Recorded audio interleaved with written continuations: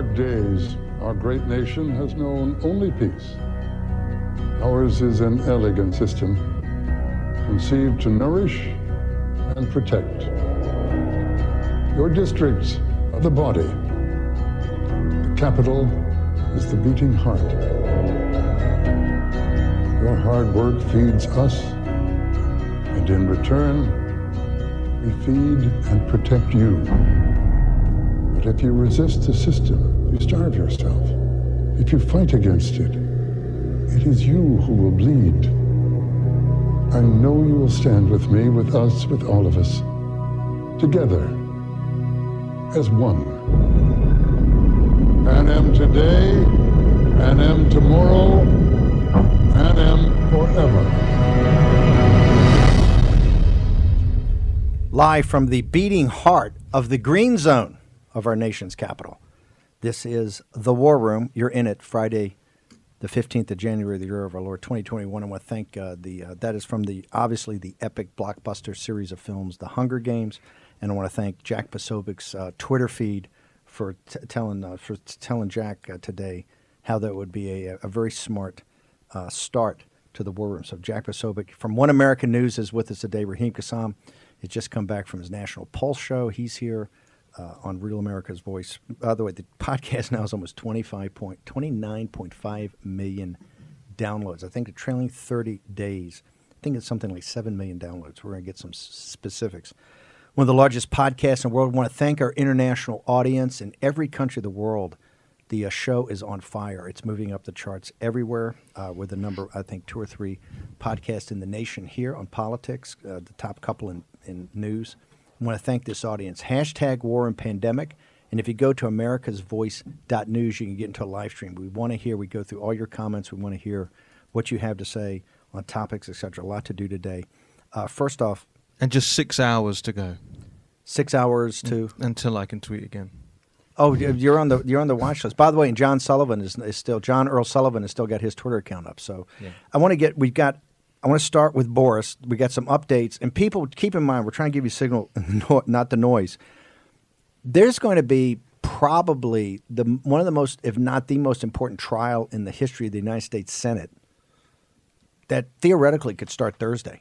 Now, we're within 5 and 6 days of this to really talk about the direction of the country, because what they're trying to do is really strip Donald J. Trump from having any political influence or any political power in his movement or the Republican Party, make sure he cannot run again for federal office. We'll get into the details of that, but it's quite shocking what's going to happen, and you got to get into the fact of when's the trial going to start, what are the details, and we keep talking about both the evidence that Rudy Giuliani and others are bringing up. They had the FBI call at 1. Something very squirrely happened there, and we're going to get into this. It was not a press conference. It was not even a press briefing. But I want to start with Boris Epshteyn from the campaign. Boris, thank you very much for joining us. Can you give us the latest on what's going on the Senate, the trial in the Senate, but particularly, is it Jake Tapper? Is Jake Tapper the one pushing this thing about the big lie about voter fraud, ballot fraud, and election fraud in various states of this union, like Wisconsin, Pennsylvania, Georgia, Arizona? Steve, great to be with you. Thank you so much, and all the Patriots there with you, Jack Maxey, of course, the one and only Jack Posobiec and Raheem Kassam, all Patriots, and all of the amazing Americans who are the MAGA brain trust that are the listeners and viewers of the War Room. Congratulations on all the success, well deserved, and of course, it's all due to your strength and humor, Mr. Bannon. So, congratulations on that. So, anyway, here's what's going on in terms of the Senate. As my latest information tells me, is that the Democrats are planning for a trial as soon as Thursday, maybe Friday. Because remember, think back to the last impeachment in the Senate just a year ago now. First, the rules have to be put in place, and there's a vote on the rules. And it's in those rules where there's a determination if there will be a motion to dismiss that could be considered. And I don't think that Chuck Schumer, crying Chuck, is going to want to push that through before he has his majority, which is going to be on, I believe, Friday, which is when Ossoff and Warnock are going to be sworn in as senators from Georgia after the elections there.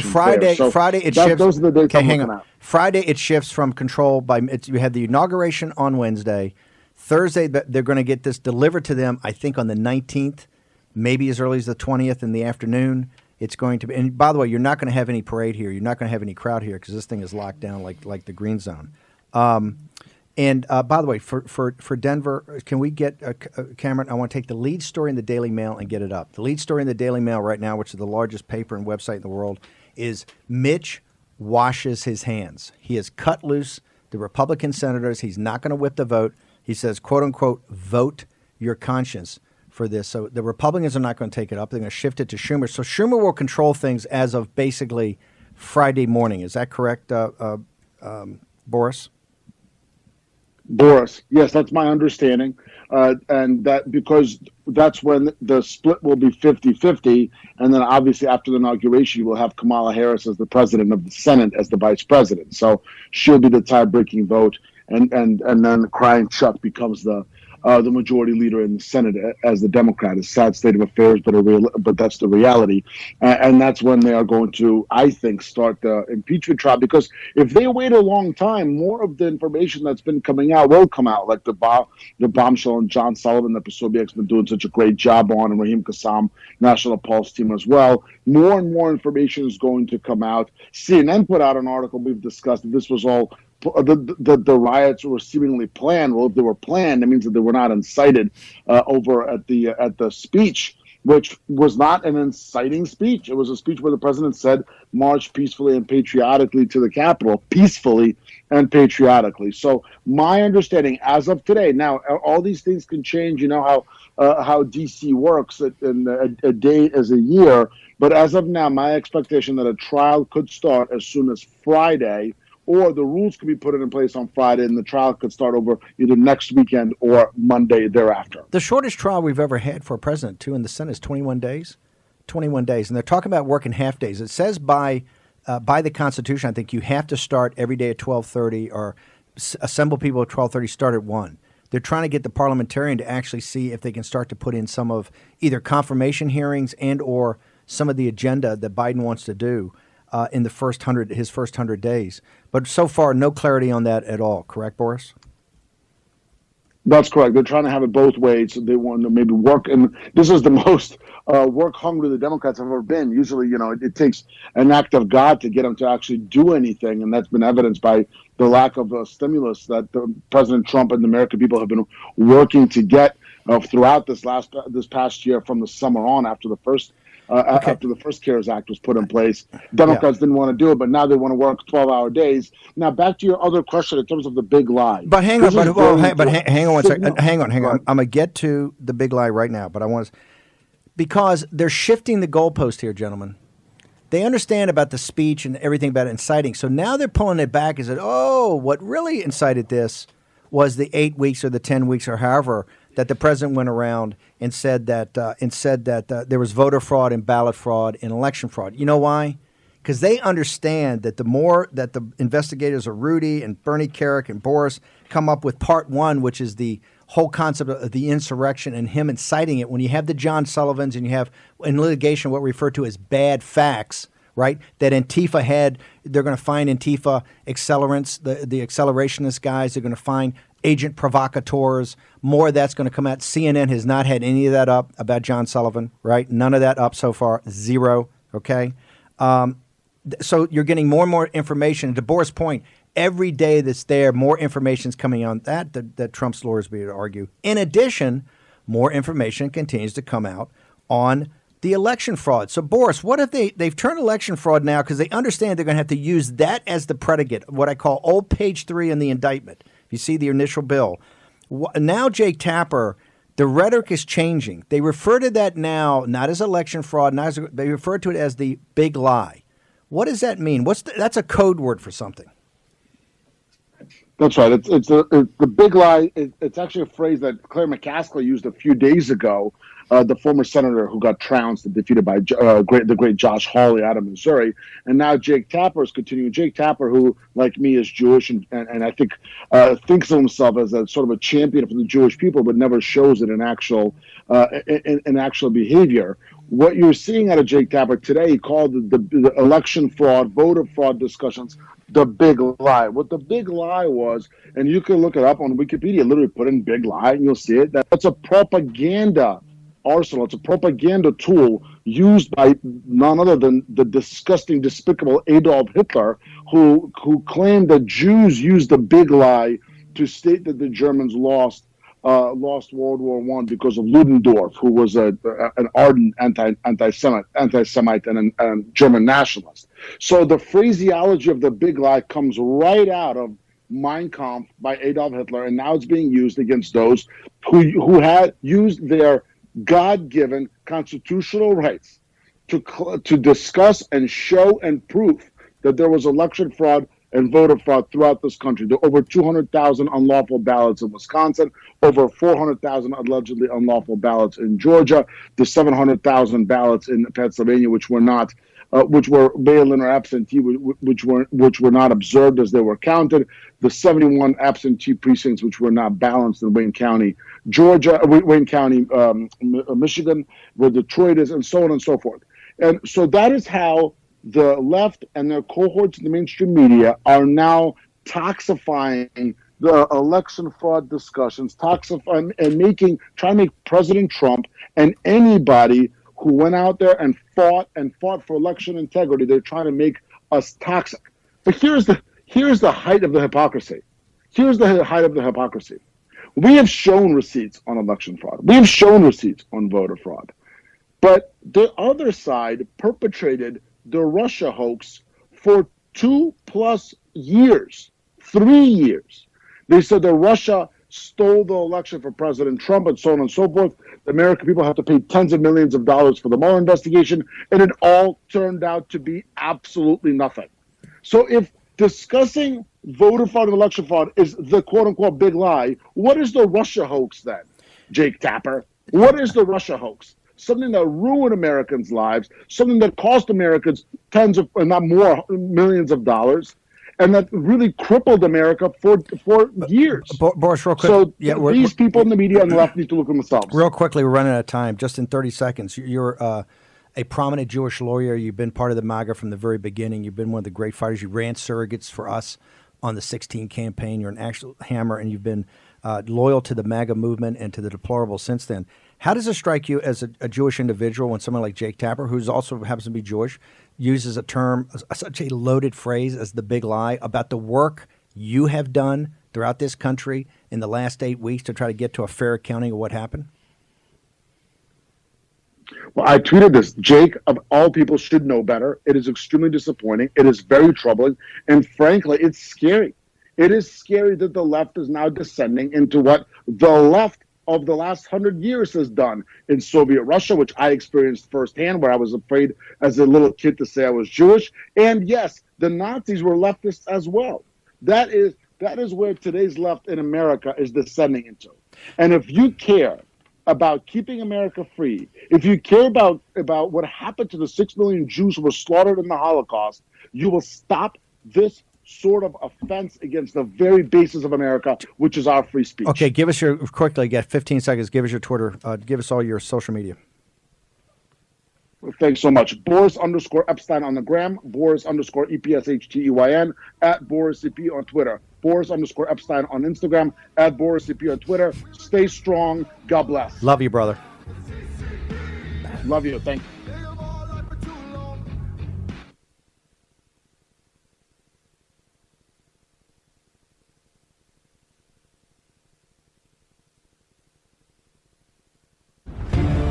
War Room Pandemic with Stephen K. Bannon. The epidemic is a demon, and we cannot let this demon hide. War Room Pandemic. Here's your host, Stephen K. Bannon.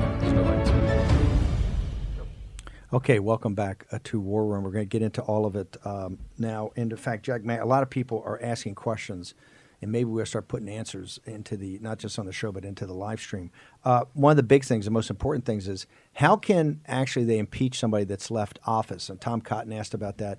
Secretary of War Belknap back in 1876 was the only person in the history of the country. I think they maybe had a judge that was actually impeached after they left office. And Jack, we're going to do some research of that and come back probably tomorrow's show. We've also reached out to Rabbi Sparrow, and we've asked the rabbi to come on the Monday show and we're asking the rabbi to explain the Reichstag fire and to the concept of the big lie. We want to get into all of it, but we want to have an expert. He is the author of Pushback and has really become an audience favorite and really a favorite of all of us here in the War Room. So we've asked the rabbi to join us on Monday. Later in the show also, we talk about unrestricted warfare. You've got information warfare, psychological warfare, cyber warfare, and economic warfare. We've got Ian Smith later in the show, and you've heard about guys having their insurance canceled, right? Ian Smith had his bank account canceled. Just swept all the cash out of his bank. So we're going to have Ian Smith on later in the show. I want to go back to the situation, and let's just anecdotally, it is over the top what is happening into the city right now. And I'm a national security guy and law and order, okay? But I think the FBI in that call today, which they didn't have a press call, CNN kept promoting it, right, up until a few minutes beforehand. It turned out it was a very bizarre, almost like statement. Mm-hmm. And I don't think any message went out. I don't see any conservative writers on there. I don't know if you knew about it. You knew about it. I don't know if it went out to a limited number of people. We got to get to the bottom of that. And most of it was kind of questions and answers. They didn't talk anything about Sullivan, right? Nothing about Antifa. Nothing about nobody asked him any questions of why did you come out so adamantly and said this was no Antifa, no Black Lives Matter on Friday a week ago. And now we know there's Antifa involved in this. Why did you put out in Reuters that CNN kept running on their Chiron, that this was a targeted planned event to capture and assassinate officials when that was the shaman, and then they walked that back did they walk that back, Jack? Yeah, Steve, on the call, Sherwin said that, and Michael Sherman is the acting U.S. attorney for Washington, D.C. A Trump's appointee. Yeah, Trump appointee. That Trump is still president, by the way. No direct evidence of kill or capture teams targeting members of Congress. Officials clarify written statements that were made in insurrection charging documents. And so I'm reading that from WUSA. So, of course, they're still calling it an insurrection when yet the DOJ is now walking back and saying there is no direct evidence of kill or capture teams. And this flies in the face of course, the entire narrative that CNN has been pushing from the start. Well, it's from the start, but particularly, and correct me if I'm wrong, since that charging document came out on the shaman, right, our quantum realm spirit animal, that's been nonstop on the Chiron. In fact, today, when we got off the show, I was waiting for the 1 o'clock. That was almost on the Chiron the entire time. The two things they're playing up is the kill and capture teams for assassinations and Mike Pence being under some pressure, or they were within 100 feet of Mike Pence or something like that. But that's their two things to show that these were. And listen, here's the thing. If it's planned, how's it inspired by the speech? So they had a problem with the narrative there. They had to retorque that. And now that's where they're going back. So I'm going to give you signal, not noise. What they're going to do now, they're going back and talking about all of the work that was done and all the effort was done state by state by state to say about the election fraud, the ballot fraud, and the voter fraud, right? And we're not going to back off that. I don't care if they take us down on YouTube. It doesn't matter. We're going to stick to that. In fact, I think we're putting together a tiger team that will challenge all the networks. We'll go around and challenge the networks. We'll go through the evidence over several hours. People like Peter Navarro, Steve Cortez, myself, and others, and challenge. Bring your best and brightest. Bring the best guys you've got, right? Bring Kornacki. You pick it. Bring the best guys you got. We do it on live TV. Bang. We'll show you what we got. We'll show you the receipts and show us what you got, right? Now, I'm not saying you have to accept everything from us. We've never said that. In fact, in all of the state legislature debates, it was never that it had to go to the state legislature and you had to declare Trump the victor. Is that you had to have hearings, have the evidence there. We're an advocacy system, and go through that. But something was squirrely today about this FBI situation and DOJ situation. They talked about it as a press briefing. It was promoted on CNN throughout the morning, and when we left here at 12, I cut the thing right on, and it had right in the corner, waiting for the FBI, the DOJ briefing. Then all of a sudden that went off the chyron. He never saw it again, and they started this funky conference call. What are they hiding? Why can't they walk up to microphones like they walked up last Friday, so big and bold? Right now they got the city completely in shutdown. Well, why can they stand in front of mics and answer some questions like, what are we doing here? What is the threat? And let's go through. Does the United States of America, the greatest country in the history of the earth, are we now like Baghdad with a green zone, have locked down the nation's capital, the most power? You can't even go around because of the Boogaloo guys and the Proud Boys. I'm not saying they're good actors. There's some bad dudes over there, no doubt about it. But have we locked down the nation because of that? And if we have, we ought to be very straightforward and put it up. Yes, well, sir. that goes to the point that if we have got to that point where the QAnon, the Boogaloo, the Antifa, the whatever, right, can create this concentric ring of steel, this green zone, this big of a problem for the most powerful nation in the world, then what intelligence have they not been acting on? Who haven't they been looking into? What have they been ignoring? And this takes me back to what I said before the show, in private before we started. What happened in Nashville exactly? What happened in Las Vegas exactly? These guys are asleep at the wheel on almost every what happened in San Bernardino exactly? Every single thing that they've had a tip on before it's happened, they have dropped the ball on it. So this FBI is not fit for purpose. You're saying where they had people that were troubled and people were turning them in and nothing was happening. Nothing was happening. Yes, nothing happened. Nothing happened. Here's the question: what did they know on January 5th? What more information do we actually have today from the national security apparatus and the intelligence apparatus that now has the entire nation's capital in hard lockdown? It's Checkpoint Charlie, ladies and gentlemen. From the Supreme Court in the nation's capital to the White House, it would take you. I don't even think. First off, no vehicles. Number two, I don't know if you could walk it because you'd have to show passes. I mean, this Checkpoint Charlie's. How did you get here from One America? So I'm walking up from One America, and it's completely shut down. Constitution Avenue, steel fencing all around. Of course, the armed troops are all around. By the time I got to 2nd Street, and I've got my media credential out because, hey, look, I'm press. I'm doing media. What are you doing? What are you here for? So I'm going to do a meeting. What does that mean? Yep. I'm walking down the street. The same like this is still a free country, right? There's that's police, that's law enforcement. They're challenging you for walking down the street. We're not criticizing the police and law enforcement front line. They have orders to do this. The question gets to be, just tell us what the American people are big boys and girls. Come forward. And I thought that was going to be today. What is the level of this threat that we've now essentially gone to DEFCON 1 in the nation's capital? I would go back to what you said beginning. You made a question. Have we become Baghdad? Absolutely not. There are only a couple thousand troops in Baghdad. We have like less than a quarter the number of troops in Baghdad that we have here. Super Baghdad. So the green zone in Baghdad has less protection than the green zone here in Washington, D.C. Let that sink in, people.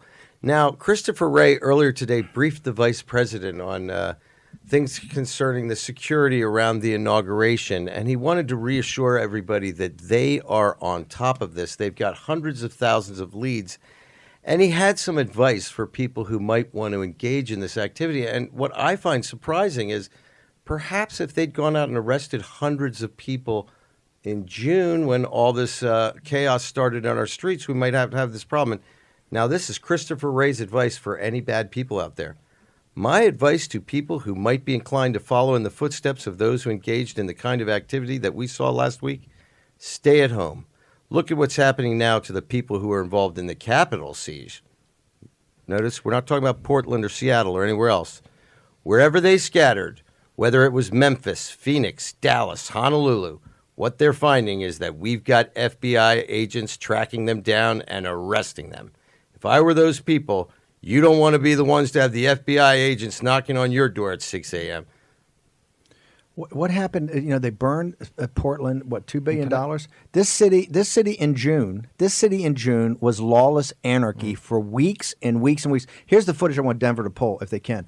I want to know that Friday night when they took President Trump, the Secret Service had to take the President of the United States down to the bunker inside the White House, which they've only done one other time when they took the vice president during 9/11. They took to the bunker. I think it's the only 2 times there have been that lawless night when Antifa and Black Lives Matter was bombarding the White House and they didn't have enough security around it.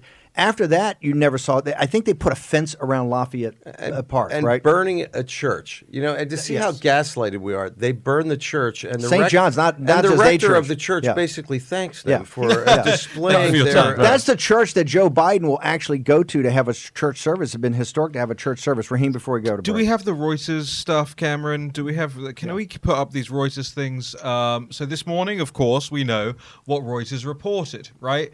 U.S. says Capitol rioters meant to capture and assassinate officials. Okay, that was Reuters this morning. But now, to be fair, they're taking that from a charging document. This is what the U.S. attorney wrote, right? Sure. This is what they put in there.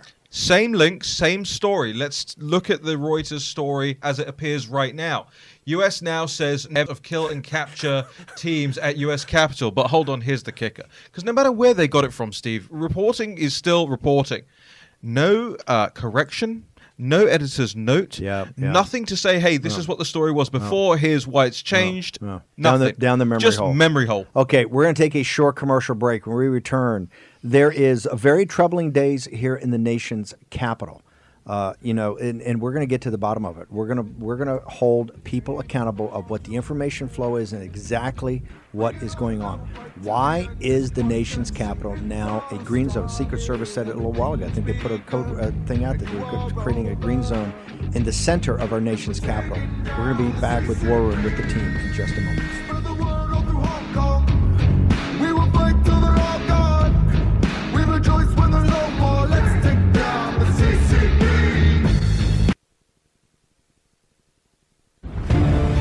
War Room Pandemic with Stephen K. Bannon. The epidemic is a demon, and we cannot let this demon hide. War Room Pandemic. Here's your host, Stephen K. Bannon. Okay, Julie Grace Brufke over at The Hill is breaking news that Lee Zeldin, Congressman Lee Zeldin, and Congressman Elise Stefanik, two of Trump's top defenders during his first impeachment trial, have both been suggested as possible Cheney replacements, sources say. One GOP official said Stefanik has been making calls to her colleagues to check on the matter. Okay, also we're going to have tomorrow actually the head of the chairman of Wyoming's GOP that wrote that amazing letter to the constituents that Jack Maxey gave a dramatic reading to the other day. The chairman, Frank Ethorn Jr., is going to join us tomorrow morning on the War Room. We had the first candidate that primaried somebody. We had Tom Norton today from Michigan 3. We're going to have the Wyoming GOP chairman, and we're going to walk through what the thoughts are of the good folks out in Wyoming, what they think about what Liz Cheney has done this week. And already, two terrific congressmen, Stefanik and Lee Zeldin, two defenders of the president, are already being talked about to replace her in leadership, and it couldn't be a second too soon. I think Kevin McCarthy would really show people something there if he got in back of that. Go ahead. Yeah, you speak of Elise Stefanik. There was something that came out, I guess, last night. Apparently, a group of students at her alma mater, Harvard, are seeking to have the university to remove her degree from her, to take her degree away from her. Oh. And several others, too. I mean, it's just the insanity that we're living with. Yeah. And remember, they've already kicked her off the Institute of Politics. it was the students who began the book burnings in Germany, not the party. Cultural Revolution. By the way, in the ultra nationalists in the CCP today are the top college students at the universities. Oh, yeah. The biggest problem they have is the professors, just like in Nazi Germany. The biggest problem they had with these college professors, they had these Hitler Youth kids that were there. The book burning started, the kids were burning the books, right? The ultra nationalists in the CCP today are all in the universities. Oh, yeah. Those are beyond the fire breathers. So don't think, Stefanik is a Harvard graduate and just got booted off the Institute of Politics. Okay, let's go to, I want to go back to exactly what's happening in this city. The mainstream media is not reporting this. In fact, in all their glory, they're sitting there and Steve Doocy is a great guy. His son's now White House correspondent for Fox. Steve was rattled today. He says it's so tragic to see this happen. Well, we got to start asking questions. Why is this happening? I mean, we're the greatest nation on earth during the entire Cold War, right? In fact, the time that they had Gaddafi, threaten President Reagan, it was 1/10 of what is happening today, right? And that was an active, I think it was after the Pan Am bombing, is before and my kid brother was actually there before they paid a visit to Gaddafi in the desert, right? Remember the raid, I think it was in 83, and they lit up Gaddafi, I think killed his daughter and bombed he never recovered from that, right? That guy's attention. This city was shut down for a little bit when they had that potential assassination attempt, but nothing like this. And the question gets to be It wasn't shut down like this in 9/11. Yes, even better. People remember that. One shut down like this in 9/11. So Raheem and Jack, you guys follow this on a daily basis. What is going on here? Is for something that we commented the day before that had the bike racks, and not even bike racks of the Supreme Court, bike racks all the way up against the Capitol, right? And just the basic de minimis Capitol Police security guards, and you had in the papers leading up to it how Mayor Bowser said, we don't need the National Guard. We're not going to have the National Guard here, right? They're not going to have U.S. Marshals. They were pretty adamant about not having this. In fact, we kind of said, look, the rally was peaceful last time when they had about 1 million people, and it was going to be 1 million people this time, but it was a day you're going to vote. You got to have at least some modicum of a show of security to show people, hey, you can't mess around here, right? And nothing. And we've gone from that to literally the Secret Service. And Captain Bannon put it in our team chat today. The Secret Service is actually referring to it as a green zone. That's right. Right? Wow. How did we get here? You're an intelligence officer. How is this an epic failure of intelligence, or is this overreaction? Is this symbolically to try to scare the American people? Is this supposed to be a show of strength? If I'm in Beijing right now, if I'm a mullah in Iran, I'm belly laughing. I'm saying, what's going on here with these guys? It goes back to what the guy who's going to be on our show tomorrow said. If they are saying that this is the worst thing that ever happened in American history, that this is overwhelming disaster for our country, they don't understand history. This is a gaslight of the entire American population. I can tell you, we walk around the city and it's a hassle. There's nothing going on, man. There's just like tons of guys hurrying up and waiting.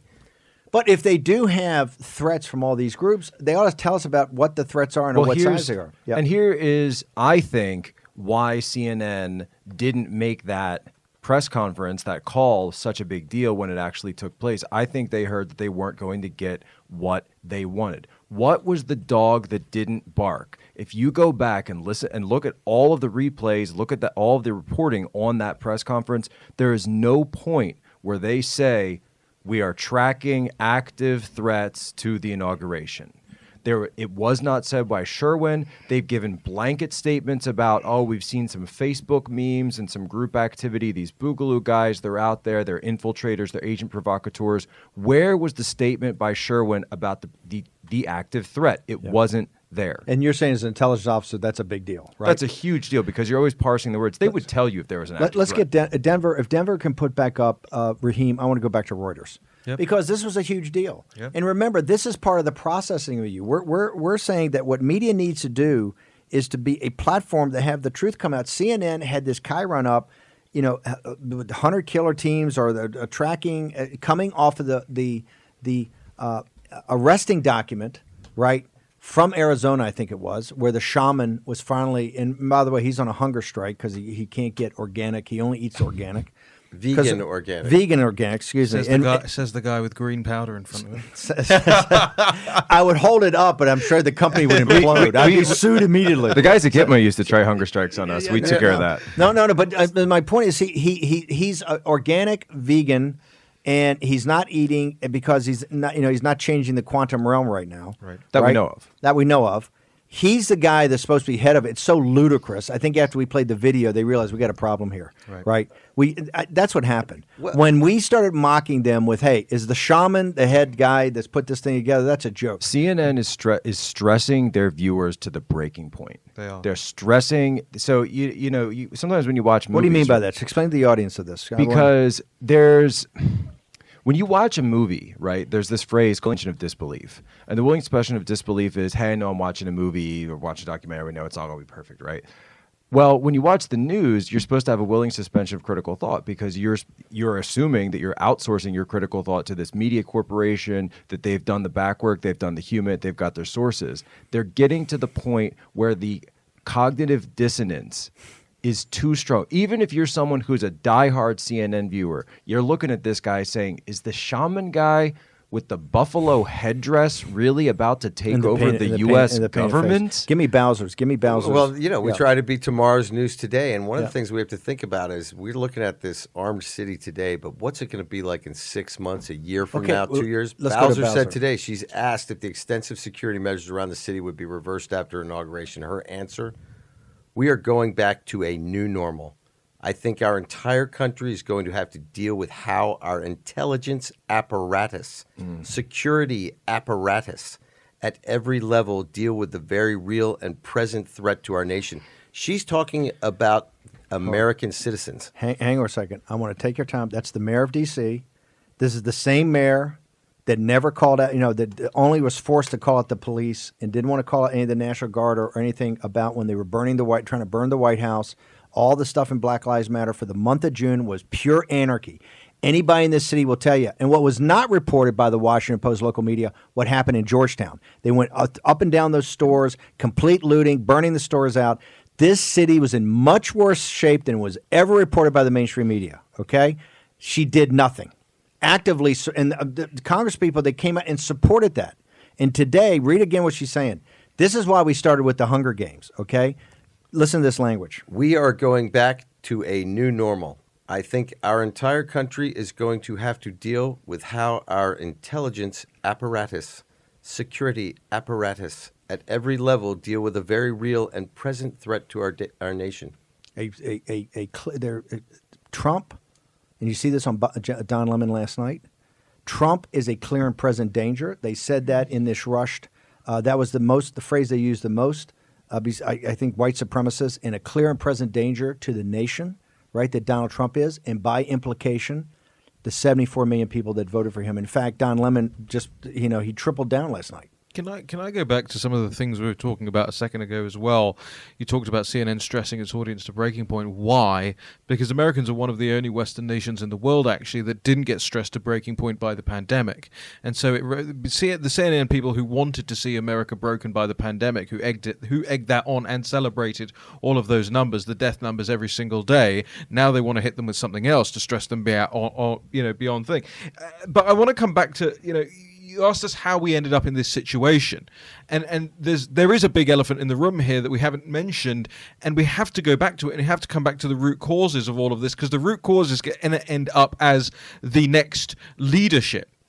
The Chinese Communist Party took the jobs out of the United States. The Chinese Communist Party sent the United States fentanyl. The Chinese Communist Party bribed our political leaders, bought our media, stole our technology, took over big tech, picked a candidate, sent us a pandemic, and then turned us on one another. So you want to understand why we are in the position we are in. It's because, hey, an evil declared war on the United States, on the free world, many years ago, and we did nothing about it. And we have lost that war at this point. Posobiec, this is your specialty. Is Raheem Kassam right? I mean, you speak perfect Mandarin. You're a naval intelligence officer. Your beat is the Chinese Communist Party. You've lived in Beijing. Is he correct? Shanghai. There's no coincidence, as you like to say. There are coincidences, but there's no coincidence that we're experiencing. No, there's no conspiracy, but there are no coincidences. There's a reason that we're undergoing a cultural revolution right now. A Chinese-style, Maoist-style cultural revolution that is not top-down, it is bottom-up what's going on. They are going in and they are changing the definitions of things. They are turning people against each other, right? Like you said before, it wasn't the professors burning the books. It was the kids. It was the kids in the Chinese Cultural Revolution that were turning in their parents. The same way that you're seeing kids turn in their parents now just for attending the January 6th rally. The playbook has been written. It's been written a long time ago by the CCP and by its adherents. So what needs to be done today? People out there in the audience say, what can I do? How do we counter this? Tell me what the action steps are. Raheem, we'll start with you. What are the action steps that our audience is a force multiplier? Listen, Stefanik and Lee Zeldin are not making phone calls because Liz Cheney would crush you. They're not making phone calls and putting that in the media if they don't know that the guys in Wyoming and others are saying, and even leadership is saying, hey, maybe it's a change. The reason is this audience. They understand this audience has been calling people. They've been emailing. So for an audience like this, and I'll let you think about it over the break, what are the next action steps for people? People are going to want to know what they can do. They've never seen America like this. It gets a little freakier every day, right? We've been a source of stability and information, but you can tell that people are sitting there going, hey, every day it gets ratcheted up, and I get more and more concerned. So Posobiec and from Raheem Kassam and Jack Maxey, we're going to take a short commercial break. We're going to go out with our Out Music theme song, Take Down the CCP. That's where we can start. It's a tall order. We're going to have to take down some of their partners first, like the oligarchs in Silicon Valley. We're going to return to the war room in the green zone in just a moment. Everything's just beginning, but the games you want to play. Bring it on and I will fight to the end. Just watch and see. It's all started. Everything's begun.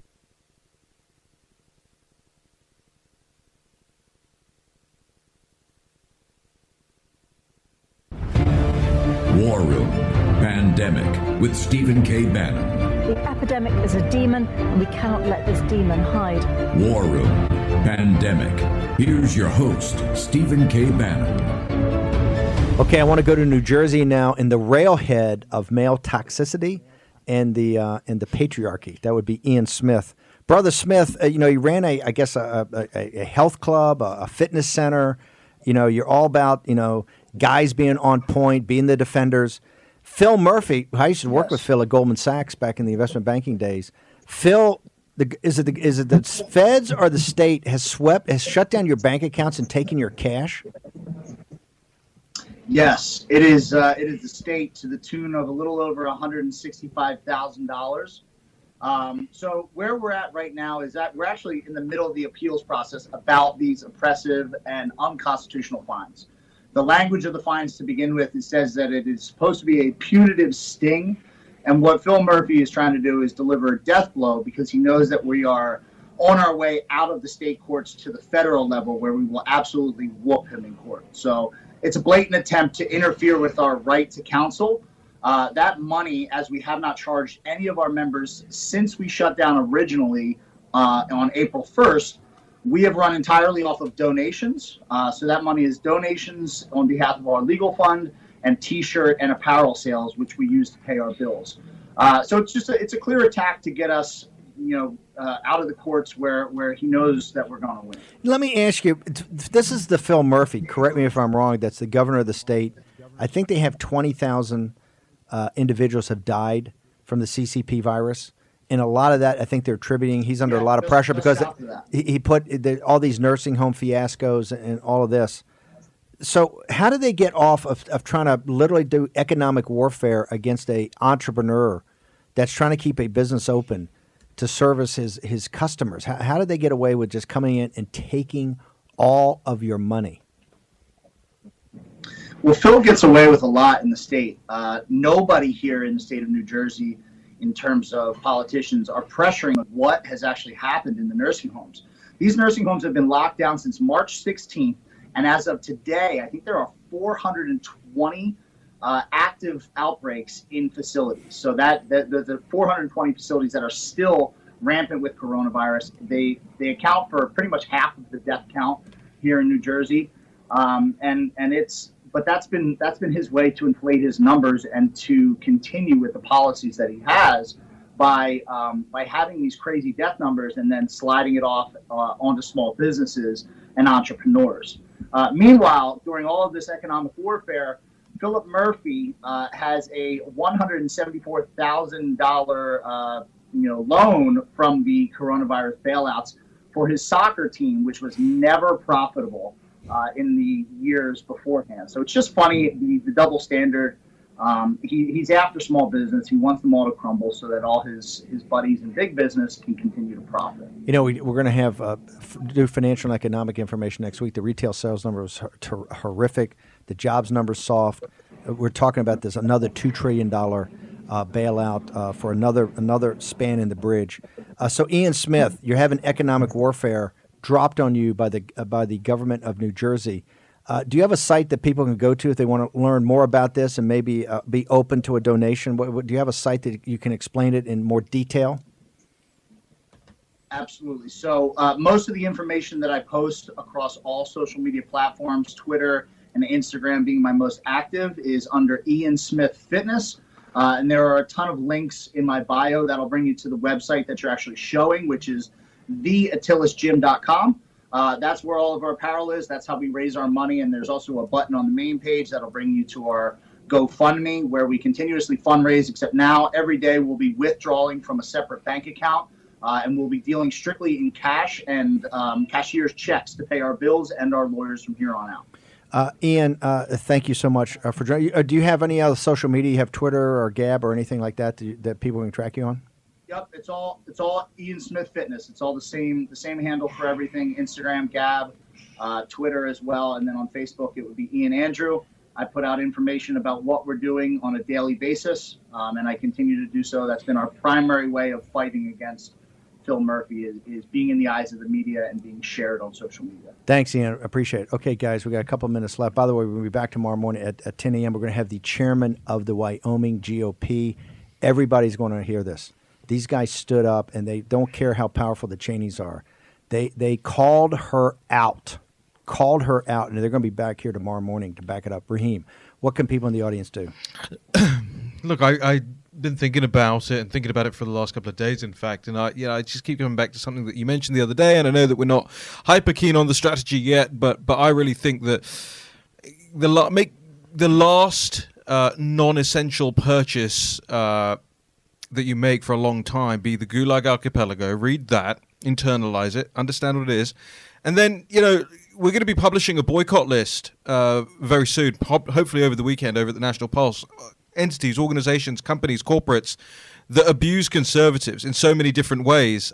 Study it, internalize it, and make sure you never ever buy from them again. We've had Drew Mason on here about the prayer and fasting 2 days a week. It's time to go through, except for the sponsors of these shows on Real America's Voice and others. Time to go to economic fasting. Jack Maxey.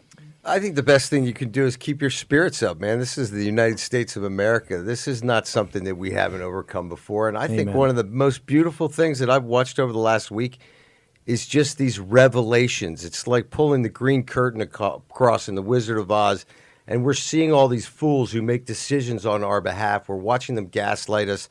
So I would say stay positive. And I noticed something on Amazon.com, their best sellers list is a real tell about how the American people are changing their reading habits. Number 1 is Keep Sharp by Sanjay Gupta. Number 2, 1984 by George Elrow. Number 3, Unmasked by Andy Go. And number 4, The Constitution of the United States. People, read it. 2, 3, and Love 4. it. Got it. Jack Posobiec. Go onto social media, the platforms you're still allowed on, and share pictures of the Trump rallies that you went to. When's the last time you saw a picture of a true Trump rally, the tens of thousands of patriots, the deplorables out there? They are trying to erase that from history. It happened, a month ago, less than a month ago. They're trying to shut down the Great Awakening. Remember, we kept talking on here. Something was happening. Keep showing it. There was a Great Awakening happening, Raheem. By the way, how amazing is it that 1984 overtook Barack Obama's A Promised Land? Well, it's been ahead of it for over a week. It was number 1 But until think about what Sanjay that came out says. yesterday. It says everything. Yeah. Okay, we're going to be back. This is the War Room Posse. We're going to be back tomorrow morning. It's going to be an explosive show. Wyoming's only be one part of it, so make sure that you're with us and make sure you share it. Okay, you're on the right side of history. You're on the team. Let's do it.